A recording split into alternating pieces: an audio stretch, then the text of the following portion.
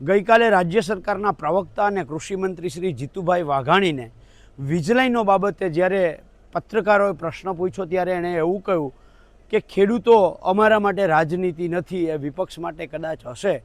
ત્યારે મારે જીતુભાઈને કહેવું છે કે જીતુભાઈ, વિપક્ષનું તો કામ જ આ છે કે જે લોકોના પ્રાણ પ્રશ્નો છે એને ઉપાડી અને સરકાર સમક્ષ મૂકવા, અને આ જ સાચી રાજનીતિ છે અને વિપક્ષ તરીકે આ રાજનીતિ કરવી પણ જોઈએ। પણ સરકાર તરીકે તમે શું કામ કરો છો જીતુભાઈ? આ પ્રશ્ન ડિસેમ્બર મહિનામાં વાંઢિયામાં, ડિસેમ્બર 2025 વાંઢિયાથી આ પ્રશ્ન સતત ચાલે છે।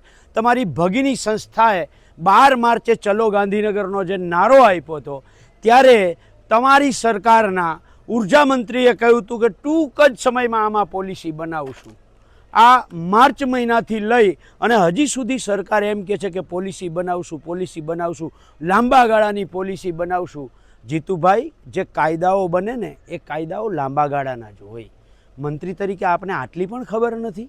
એમાં કહેવાની જરૂર ના હોય। તમે લાંબા ગાળાની વાત કરી અને લંબાવતા જાઓ છો।